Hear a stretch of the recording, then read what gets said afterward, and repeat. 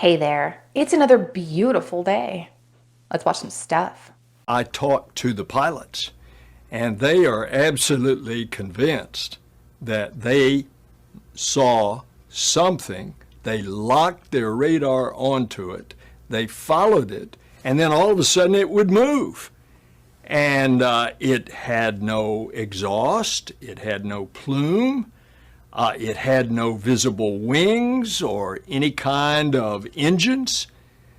So we don't know what it is, but it's something because, as you mentioned, over 140 sightings and maybe a couple of dozen that are really very specific sightings by very credible sources. And so what is it? We don't know. That clip was super misleading. The way it was posted and titled made it seem like he was talking about the recent DC sightings, but it wasn't. I can't exactly pinpoint when that statement was made, but I know it was not in the last week. By the way, to all the journalists there, if you do know anything about the UFO story, please tell us, because we're very, very fascinated by it. Right? Everybody's on this UFO and DC bandwagon. What the heck is going on? Following the weird crash in DC, this just came out. Drone swarms targeting U.S. military bases are operating by mothership UFO claims top Pentagon official. What? And then earlier, this was posted. Tonight, we address a story that has been clouded in secrecy. We've attempted multiple times to bring you details about an ongoing federal investigation involving a New York resident named Fitz. However, the Pentagon and the Department of Homeland Security have denied us permission to report in full. What we can confirm is that Fitz was present at the Bayside Marketplace on January 1st, where he allegedly witnessed something classified. He captured footage of the event, and that footage, we are told, is of critical importance. As a result, he's missing, his whereabouts unknown, following weeks of surveillance and federal interest. The government has refused to release any further information, and we are being warned not to press deeper. But the American people have the right to know why a citizen, an ordinary witness, has disappeared. What is the government hiding? And then, of course, this is all following the crash in DC last night. Oh, mama. Okay, I do not know what's going on right now. I heard a noise. I come outside. There's sirens blaring, and I see this huge trail in the sky. Yes? We Captain Hill Police? Man. Everywhere, what's going on? And it's quiet, as if they're waiting for something. So anyways, something weird is happening. Blue something, maybe. What on earth is going on? I can't find anything about this, but everybody's talking about it, but nobody's talking about it. What are they trying to distract us from? Because us are looking at that while they are doing what? Dude, are these aliens? Whatever these things were, they didn't appear hostile. However, it is a problem. They were in our airspace over a sensitive Air Force base. This is a security issue that's gone all the way to the White House. I'm talking about multiple major breaches of the most restricted U.S. airspace, including some of our most sensitive military and national security sites. Got some new reporting on this incident that happened in December of 2023. A fleet of objects that flew over Langley Air Force Base, Aero, the office that investigates UAPs or UFOs for the Pentagon, was directly involved in the investigation afterwards, alongside the FBI and other agencies, trying to figure out what these things actually were. The Pentagon acknowledged the incursions, as they called it yesterday at a briefing. Last December, in the biggest incursion publicly known, a dozen or more drones per night for 17 nights straight circled the area of Langley Air Force Base along the Virginia shore. New reporting in the Wall Street Journal also cites military officials saying that these vehicles, whatever they were 100 feet long and flew at about 3,000 to 4,000 feet above the ground at more than 100 miles an hour. The military didn't shoot these things down because it's technically illegal. Langley's right over there. UFOs. That'd be dope. Maybe they're drones? So interestingly enough, that happened back in December of 2023, and here in the middle of October, it's coming out a little bit more that they have no clue what the heck was going on. They don't know if they were drones and, why were people flying drones over there and how were they so big and flying so fast? And why is it all of a sudden such a big deal now?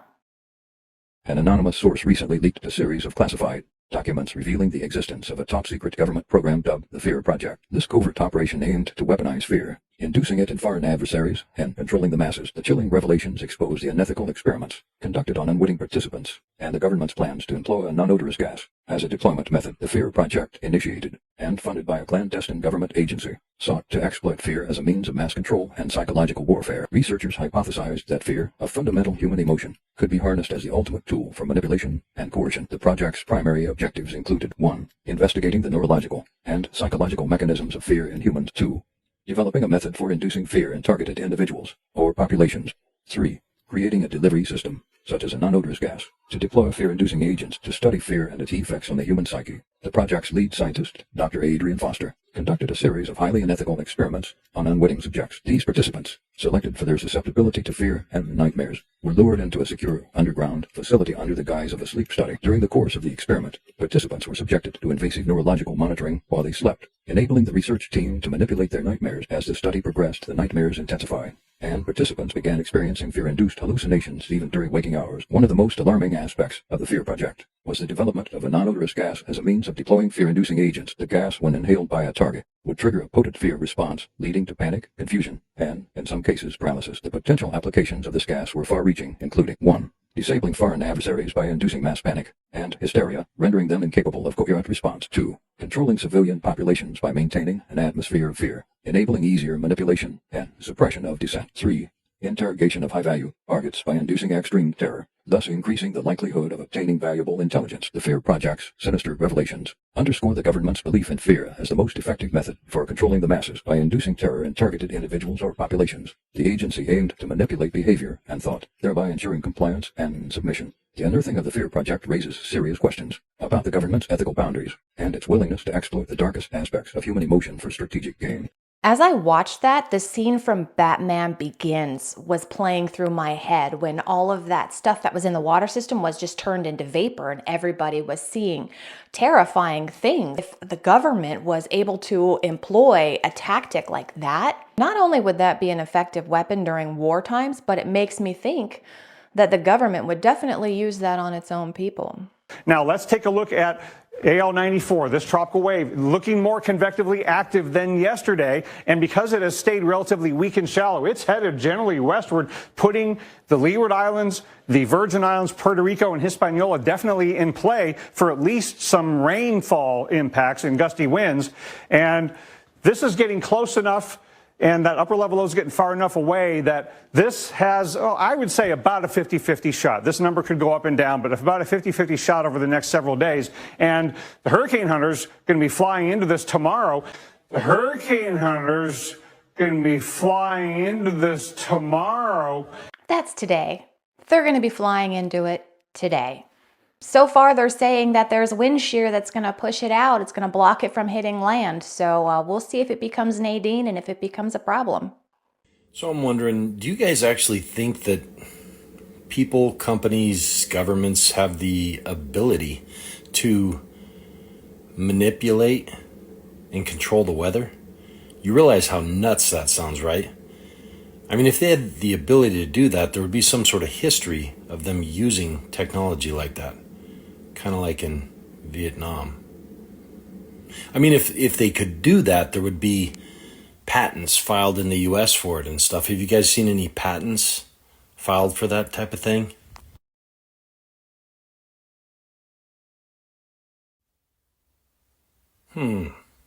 Just a little food for thought. Hey, thanks so much for stopping by today. If you're having a good time, won't you hit that like button for me and consider subscribing? Then come back tomorrow because I'm making a new episode every day. In the 1980s, the Defense Intelligence Agency began Project Stargate. It was top secret, it's actually beyond top secret. Dean Radin, a scientist, worked on the program that employed about a dozen psychics and mediums. For what? For espionage. To see whether someone in the United States could spy on other countries from here. Right. Just using their mind. Right. Did it work? It did work, yeah. I'm a big old nerd, and every time I hear Operation Stargate, I think of Stargate, like the movie or the TV shows. And if you're a big old nerd like me, you think it's a gate to the stars. But no, it's not. It was remote viewing, like Men Who Stare at Goats type stuff, like they're looking in the neighbor's backyard and find out what they got going on back there. Which I'm still not 100% sold on, but that's just the mental block that I have. Uncover the secrets of Project Silverbug, a lesser-known yet fascinating U.S. Air Force program from the 1950s. This project aimed to develop a revolutionary aircraft that could achieve vertical takeoff, and landing engineers envisioned a craft that could reach speeds exceeding those of any conventional airplane at the time. The ambition?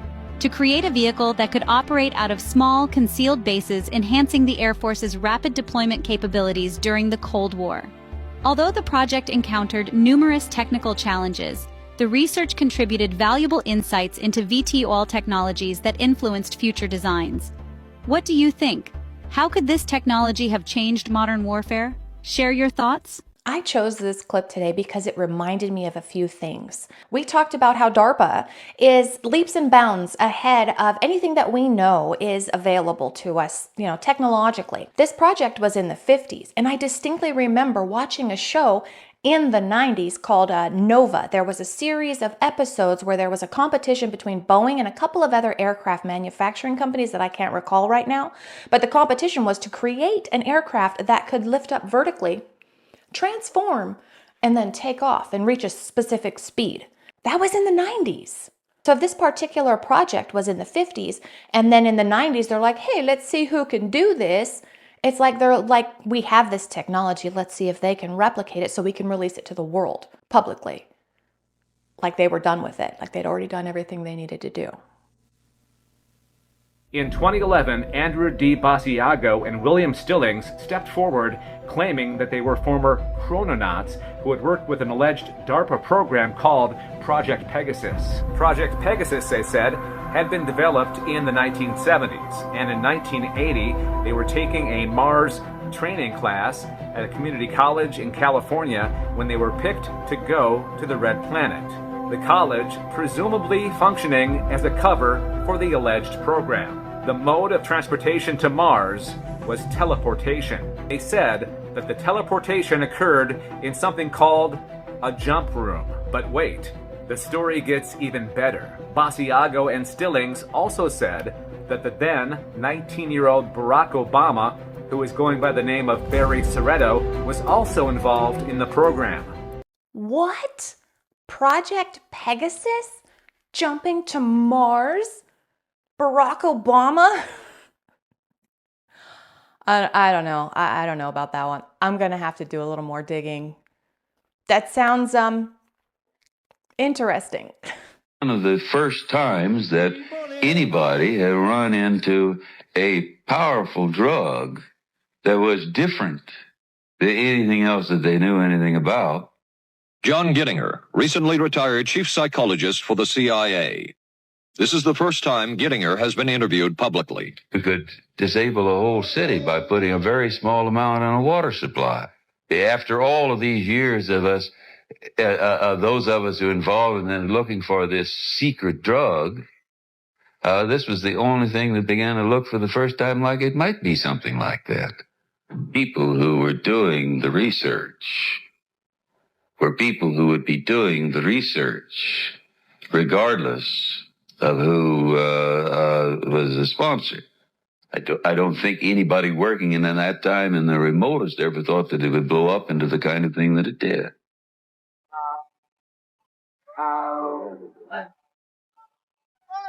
History will judge the role of the CIA and other intelligence agencies in unwittingly contributing to the counterculture of the 60s through their intense interest in LSD and other hallucinogenics. But But for the moment at least, the argument can be made that the CIA helped usher in the age of Aquarius.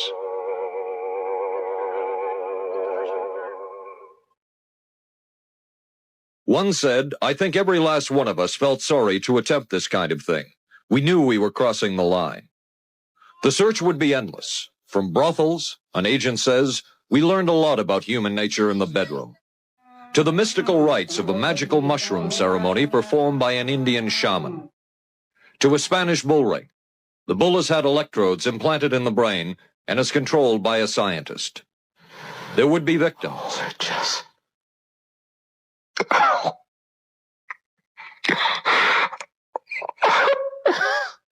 One intelligence agency tried to peel this man's mind back to reveal its deepest secrets. I lived through it. This man worked on some of these programs. He would write of his work, "It was fun, fun, fun." This is the story of the search for mind control. I have very little doubt that the search for mind control has ever stopped. And that wasn't even the beginning. That was just a step along the way. Now we have media. Everything that we consume is mind control in one way or another. My question is actually for you, Vivek. First off, thanks for coming. Second, as a person of color and as someone of Indian descent, does it offend you whenever there's comments made about Kamala and some racial insensitivities on that? Does that offend you in any way or hurt you, or does that drive you to still try to be representative of your party even when those comments are made by your party? Give me a specific comment. Okay, well, for example, the recent thing that was if Kamala got elected, the White House would smell like curry. Does that offend you in any way, or is that just like drive for you to? For the record, Trump did not say that. No, Donald Trump did not say that, but it was still implied as there's a presidential election needs to So happen.